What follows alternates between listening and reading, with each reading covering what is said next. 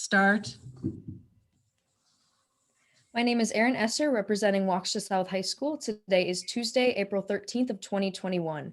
The time is 10:05 a.m. This interview is being virtually conducted and recorded. I'm interviewing Mr. Dean Larson, who was born on November 19th, 1933 in Highland Park, Illinois, and served in the Cold War era, specifically the Korean War, between 1952 and 1956. This video is being sponsored by the Bell Tower Memorial. Good morning, Mr. Larson. Good morning, Erin. It's good to see you. You too. How are you this morning? I'm a little bit tired yet, but I usually like to sleep later in the morning, but. All right. So let's start off with where and when you were born. I know I did mention that, but let's just hear it one more time. Okay, Highland Park, Illinois, November 19th, 1933. It's a little bit before your time, I know, but I came into the world and here I'm in the world. It's Right. been a long ride. Yes. So who were your parents and what were their occupations? My mother was a homemaker. My father drove for Standard Oil Company.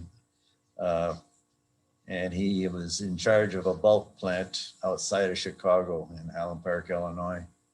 And he delivered to all the gas stations in the area. But they had strikes every once in a while, and then he would be cut off on his way to work to tell him he better go back home. That the mafia would had some big bruisers that would come out and persuade people to not go to work when the truckers were having a strike. So, but that was just part of life back then. There was a lot of that going on at the time. Yeah. Did you have any other family members who served in any branch of the military? Yeah, as a matter of fact, I had an uncle that was a naval pilot, and he lived in I forget, well, Mundelein, Wisconsin, Mundelein, Illinois, and I had a cousin and his father both served in the Navy, and they were aircraft mechanics, and they both were down on not Iwo Jima, but in Guam, and they would repair the planes as they came in, shot up, and get them back into service again. So. I guess that was part of the influence of my joining the service in the first place. Plus, jobs were not that plentiful at the time, and I had some trauma in the family. I had an aunt that was murdered, and I had a cousin that was murdered, and so I said, well, if I'm going to serve and give my life, I would like to give it for my country. So I said, I might as well join. And so I did. So before you entered the service, did you have any plans for what you wanted to do besides serve? You mean outside of that, in civilian life? Yes. I did, but I didn't want to get stuck behind a desk. I wanted to have something where I was able to use my hands and, move around. That thought of getting stuck behind a desk kind of scared me. So when I got out of the service, I went to MSOE for about a semester, and I thought, oh, geez, Dean, you don't want to get stuck behind a desk. So I decided not to forget that. So then I went to work for General Motors after that. Okay. So which branch of the military did you serve in? The Navy, the amphibious. When I was in the amphibians, the same as Governor Dreyfus, except that he was in World War II and Korea, and I was just in Korea. And he was my neighbor. And so when he died, his wife brought his hat over for me, because we'd always have big Navy talks together, because he was on the same kind of ship that I was. And I said, boy, you went a long ways when you got out of the Navy, a lot farther than I did. So yeah, he was a great guy as far as I'm concerned. But he did wear that darn vest all the time, that red vest, you know. I know you briefly mentioned about your ship. Could you tell me about what kind of ship that was and what kind of functions it had? It was an LST. It was in the Normandy invasion, but it worked out of Little Creek, Virginia, and that's where I met up with it. And it's a landing ship tank. It would take all the tanks and all the equipment that was needed to back up the Marines and the Army, and we would beach it and empty out all the stuff that they needed, the vehicles they needed, and the tanks they needed. But in my case, it was more of a save people wherever necessary. There were several times when we had to go where there was an earthquake and people needed to be evacuated, or if the volcano was erupting, we'd go and evacuate people.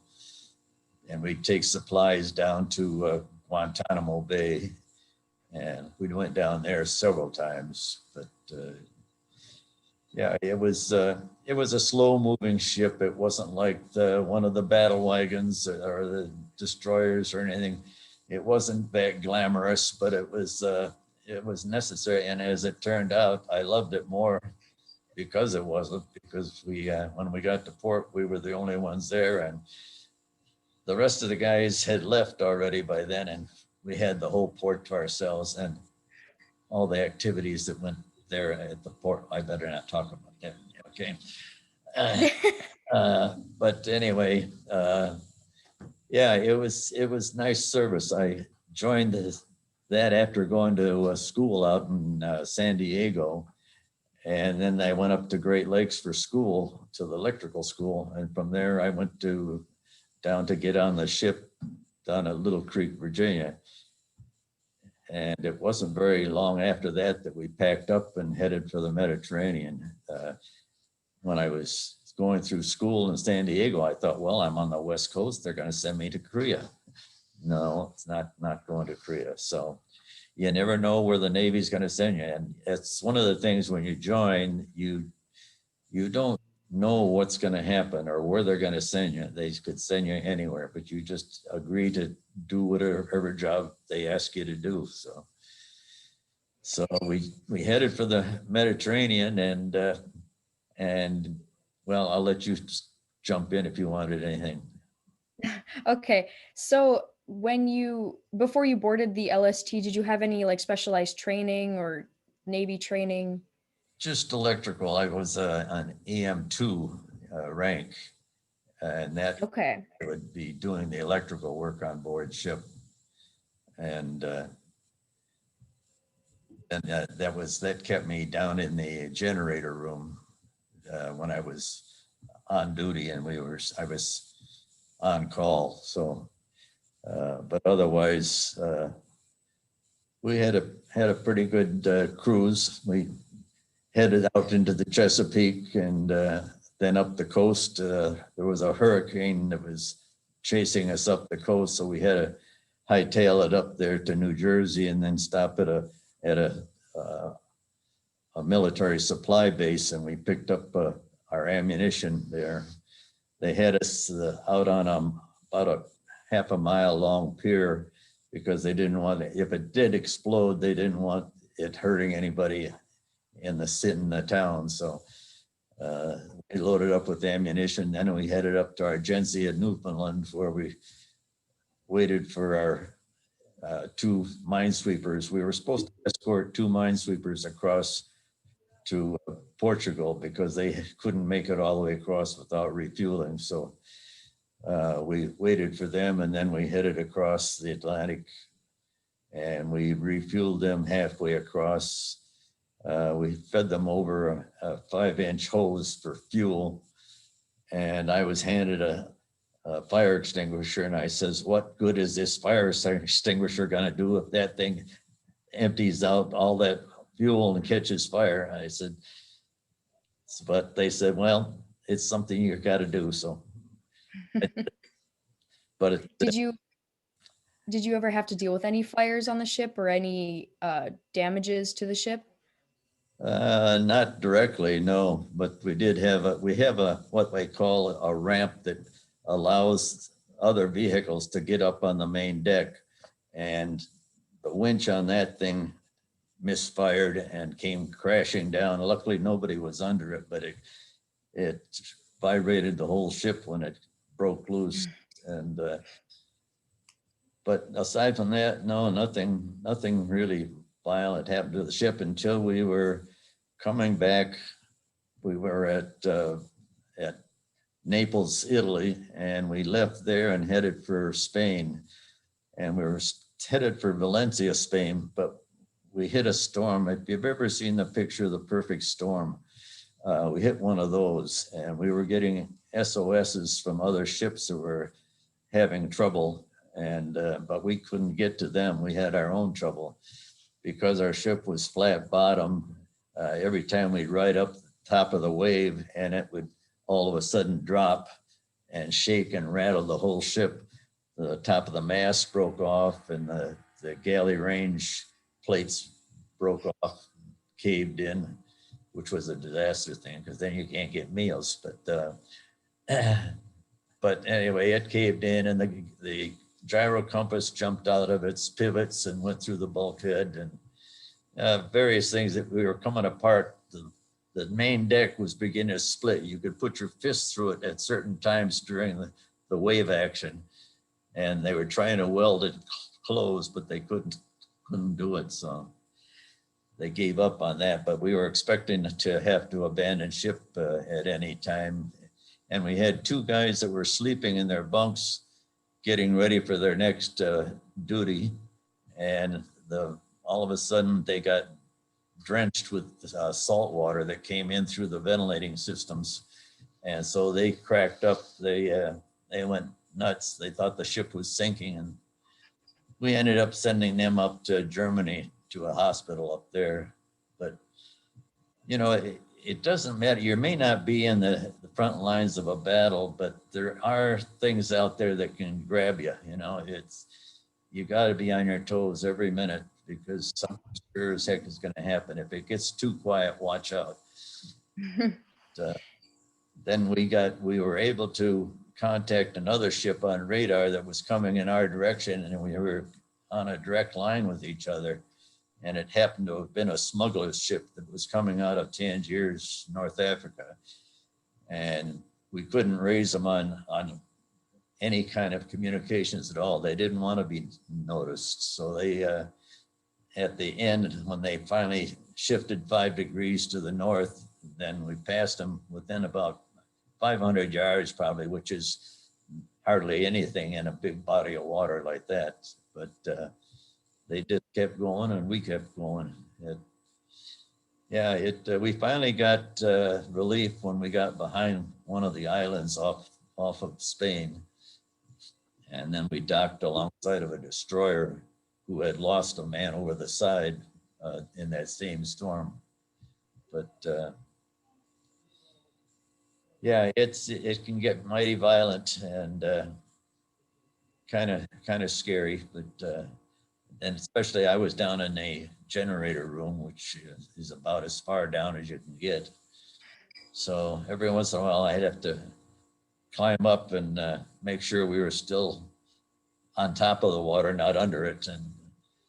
But yeah, it's a lot of learning, and a lot of accepting of the challenges that you face. Did you have any like seasickness, or how did you handle being on a boat? I didn't, and seasickness didn't bother me. The first thing that they did when we came out of Little Creek was the cooks all got together and made up the greasiest meal that they could, and tried to get the guys to throwing up before they left. You know, they didn't want to have it later, so they made it just as miserable as possible. And believe me, they made it miserable for a lot of guys, but it never bothered me. I liked swimming, and I liked the boats and everything, so everything was fine. the worst part was when we came back from the Mediterranean, we stopped at the Rock of Gibraltar, and we picked up 2 dogs that would belong to one of the admirals, and we were supposed to take them back. So why by ship? I don't know why they didn't go by plane, but we put them on the fantail, the tail end of the ship. And when we started out to sea, they would come up out of their doghouse that we had, and you should see them. They looked like they were drunk, you know, all 4 legs spread out, and they didn't know quite what to do.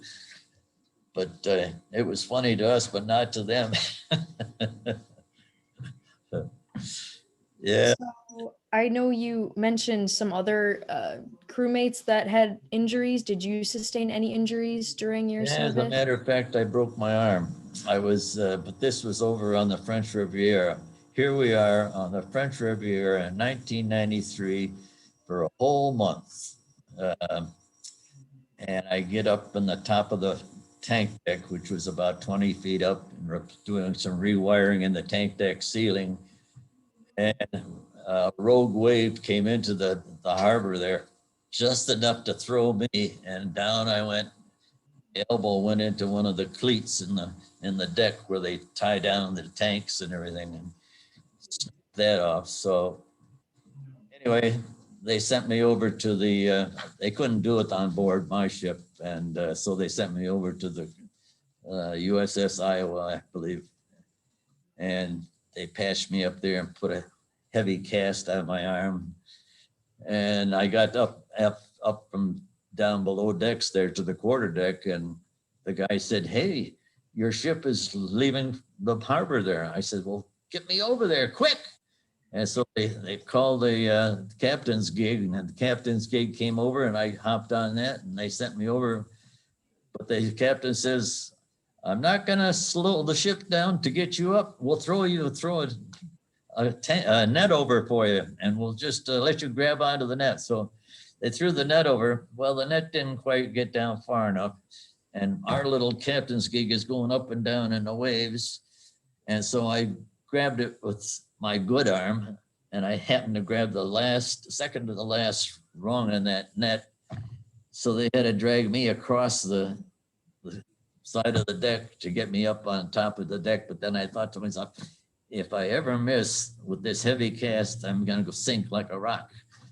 Better hang on. So I did. But anyway, I survived that one, but then I couldn't go ashore because I couldn't get my arm in my uniform. So, and the captain says, "Well, I thought you were just going to go ashore and meet us down at Gulf Juan." I said, "How could I meet you down at Gulf Juan? The MPs would pick me up and lock me up."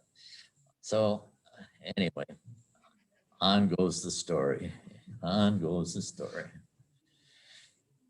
So where, I know you mentioned the Mediterranean and a couple of other places. Where did you go during your entirety of your service? Like what different regions?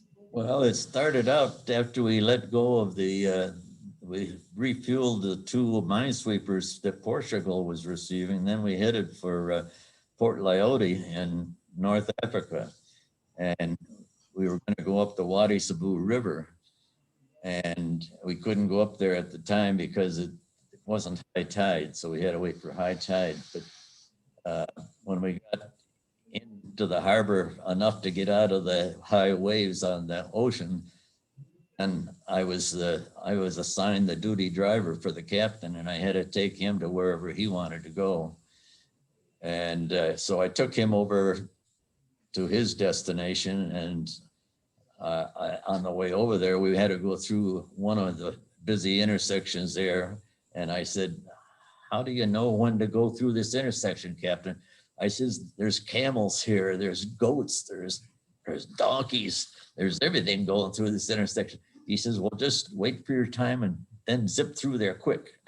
And don't hit a froggy." I says, "What's a froggy?" He says, that's a French Foreign Legion guy. You don't hit him. Anybody else, any donkeys or camels are fair game, but you don't hit a froggy." So anyway, we made it through to his destination. Then I thought, well, I'll stop off at the local barber shop there in town. And I went in there and the barber was missing an ear. And I turned around and I said, nope, nope, I'm not gonna go in there. I still want both ears. So I didn't let him chop it off. So anyway, those are all just some of the experiences. And because we were in the entrance to the Wadi Sabu River, there was an old German fort up on the hill, which was about 500 feet up. And but we set up for a movie. We always brought movies along to watch. And we set up the top deck with all the chairs and set up the screen and we started showing the movie. Well, the movie was a Western. And all of a sudden down off the hill came these Arabs. And you know, they stood there on the dock and watched this same movie and they get so excited when all this bang bang and shooting up and Indians and all this stuff was going on. And then when we packed up at the end of the movie, they went back up into the hills and all of a sudden you hear a machine gun popping off and chasing some guy. And one guy was running like crazy and you could see the dust flying from where the bullets were coming up behind him. And he was laughing and the guy who was shooting was laughing, but the other guy wasn't. He wasn't laughing. No, he was getting the heck out of there. But anyway, so then I went up to there was a small home halfway up the side of the hill and three of us went up there to get a beer. And we walked in and it was like an ordinary home that you'd find around here, but the living room was empty and at the back was a bar. So we walked up to the back of the bar and ordered, and those guys beat it out to the front porch with theirs. And I heard this kind of yell or scream that kind of makes the bristles on the back of your head stand up. And I thought, where in the heck did that come from? And I didn't want to be too obvious, so I didn't turn around. But on the way back out with my beer, I passed this baby carriage and I just out of the corner of my eye glanced down and it was a torso of an infant, but a full grown man's head with full beard stubble. And it just freaked me out. So I went out on the porch and I said, here's another beer. I'm going back to the ship. So I went back to the ship and I saw the executive officer. I said, he was a neighbor of mine and at home too. So I said, do you know what I just saw? He says, yeah, well, there's a lot of inbreeding around here and those kind of things happen.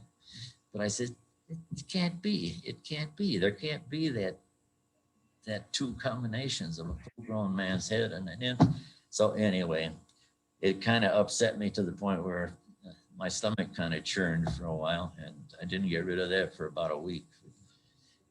But those are the kind of things that you run into in a third world country. So How would you compare those third world countries to America? I know it's a vastly different environment.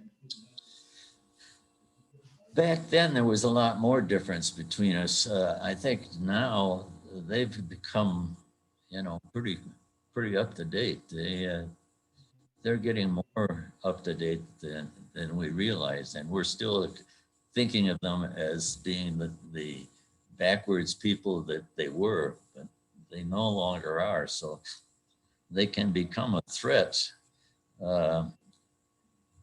without even knowing it, because you don't pay attention to them and you don't see what they're up to and what they're doing. But yeah, I went down to Rabat. I took a cab and went down to Rabat, but with three other guys, and we went down in there to see the walled-in city. And Rabat is the capital of Morocco, and it was pretty busy with people. And as we were just walking along through the market areas, some Arab grabbed the guy behind me.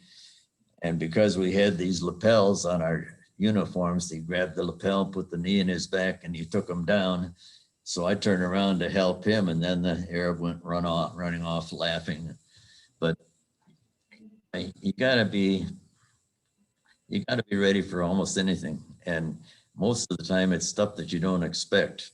And if you ever hear the Arabs in the minaret at prayer time, and you hear the women, when the women get excited, I got the whole mess of women excited, as fact.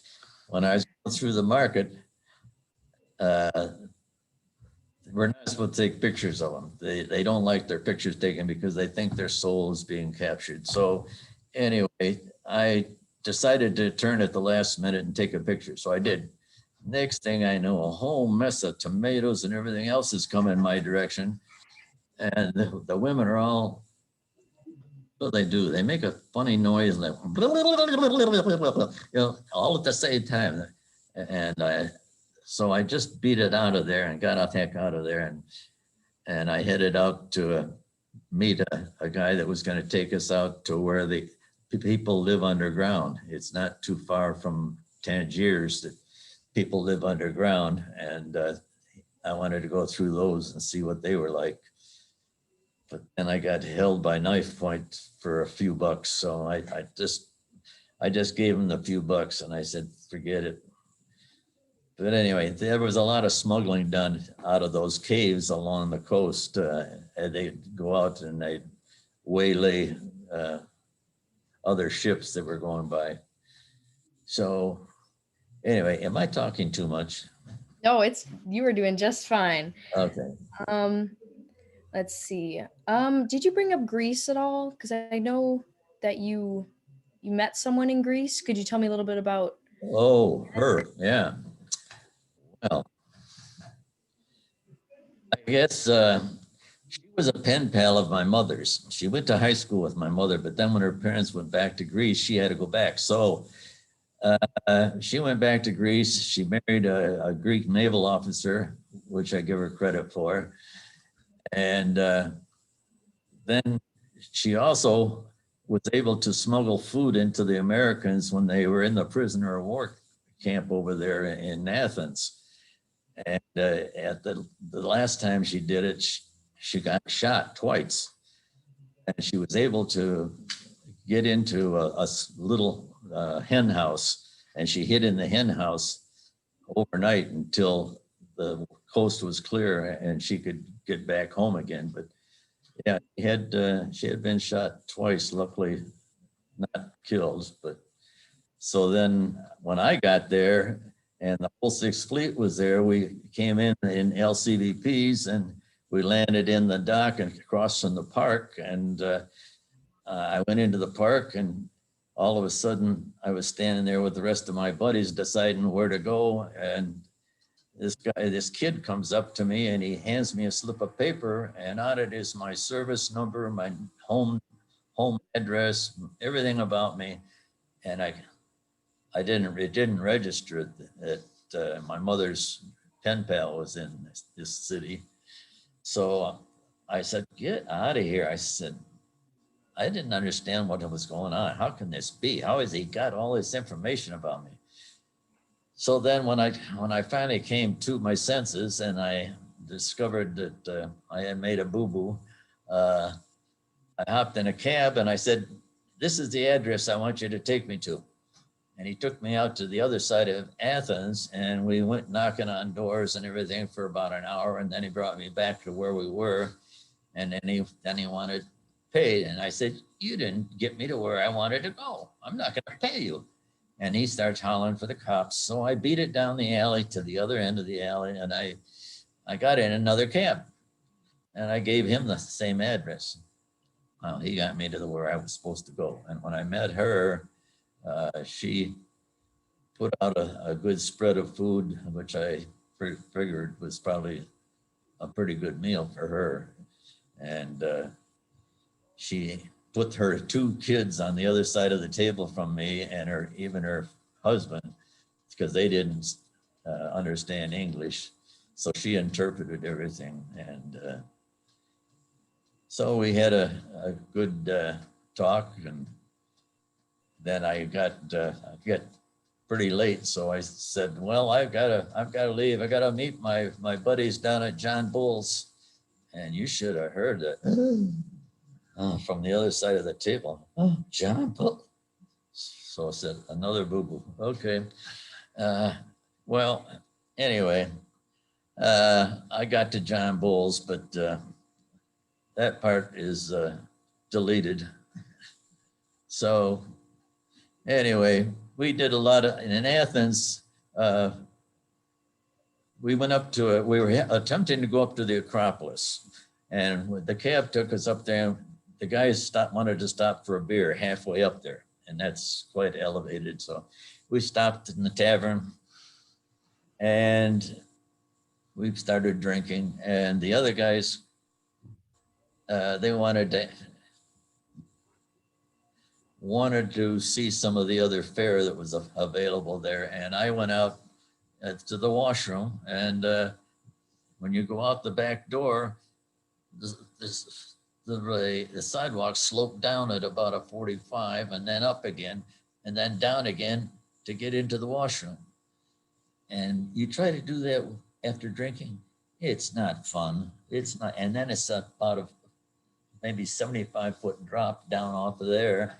And I might as well have been in the front lines, you know. It just, it wasn't fun. But then we would get calls to go down and evacuate people off of the Greek islands because they had earthquakes down there. And for a strange reason, the only thing left on the island after we got down there was the church steeple. So, but to convince people to go with us and evacuate, no, this was their home, you know, and when it's their home, they don't want to leave no matter what. And in the same way, when we went down to evacuate people off of the from the volcano erupting off of one of their islands, and they didn't want to leave either. They had it all figured out, just what was going to happen, where the lava was going to flow. So anyway, we went through all the islands down there. We went to Tambaki and Crete, and we set up an air base down there. And I think I almost drowned there because I had been drinking too much. So I got cramps when I went out swimming in the ocean, and I climbed up the rear anchor, which was about a quarter mile out, and finally made it back to the ship. But yeah, it was, and we went to Malta. We went to Malta, and when we pulled into Malta, you take on a pilot, and you take on a pilot, you do what he says. And that pilot, I don't know, he must have been drinking too, because he crashed us into the side of a British cruiser, and you should have seen the commotion on the British cruiser. They scrambled around and locking down all hatches and closing down all doors and evacuating, horns going off and everything else. So I don't know. That's what this pilot was used to doing, but he sure screwed things up. And of course, all the guys went ashore, and one of the first things that you go to when you go to Malta is try to bring home some Maltese lace for the women back home. Maltese lace was the popular thing to do. But anyway, okay, your turn. So what was, because I know you served until 1956, I believe. Where were you for the last part of your service? I had terrible duty. I was transferred down to Green Cove Springs, Florida. Oh, the weather was so nice. Oh, I couldn't stand it. But yeah, I was down there in a mothball fleet, and sure enough, my ship came in to be put in mothballs too. So we had 300 ships at one time down there, and we kept them ready to go anytime they were needed. So we had to go on board and make sure they're kept in good shape to go. But yeah, it was interesting duty. It was very nice. Let's just say nice. So then I was discharged down there, but not before my wife, she was pregnant down there, and I took her up to the Naval Air Station in Jacksonville, and for the pregnancy. And then I got word that the baby had died. So I went back up there and we had a funeral, nobody else around, but we had a funeral there and put him under. So anyway, life just keeps going on. Yeah. So how was your transition back to civilian life after you were discharged? Well, it wasn't too awful bad. I went home.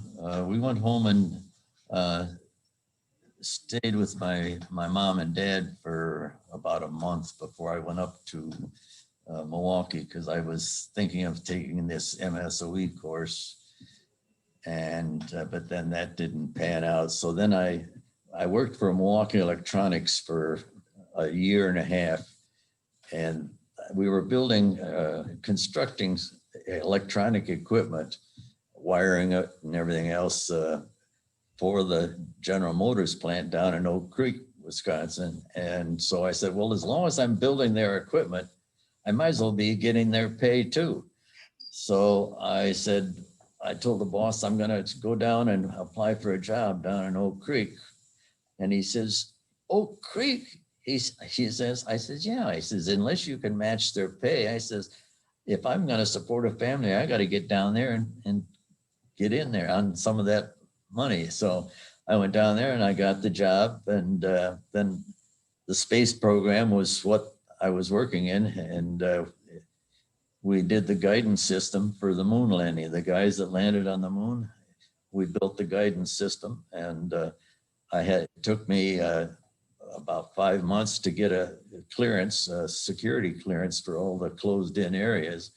And then I could get in on some of the secret areas where this stuff was being built. And we'd shoot the North Star, go out on the theodolite with the theodolite and go out in the outer house and shoot the North Star. And then that reading was transferred through the glass windows in the plant and down to where we needed it and put into an auto collimator. And the auto collimator then became the new reference for the test stand that they tested the gyros for the guidance system. So then we would have to, every time we'd test the gyro, we would have to reinitiate the auto collimator, and then we'd set the test trip pins on the side of the dial of the table. And we'd go ahead and see if the gyro could respond properly in the atmosphere that we were giving it. So we had tanks down there that had our system in it, and we had the rockets that had our system in it, and just all kinds of things were being done. Now, we had 9 scientists down there, and each had a different area that they were inventing stuff in. And so then I would go in there and do any wiring that they needed done.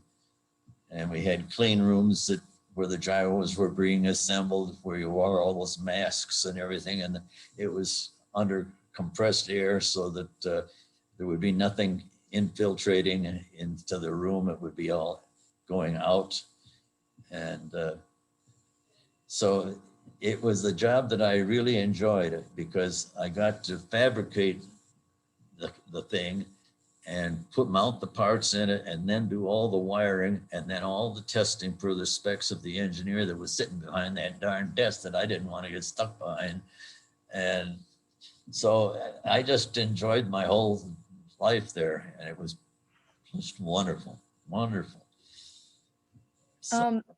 So in your opinion, what was your most important contribution during your service? Important contribution. Well, I think for my service, it was the fact that we were there for those people that may have wanted evacuating from their home. Looking at what there was left for them, we didn't understand how they were going to be able to make a go of it the way it was, but just helping people and just doing something for other people. And whether they're our people or Greek people or just whoever they were, we were there for them. And that way it put a good face on the American people by our being there for them. So as we wrap this up, do you have any life lessons or takeaways for people maybe my age or just anyone in general? I would say just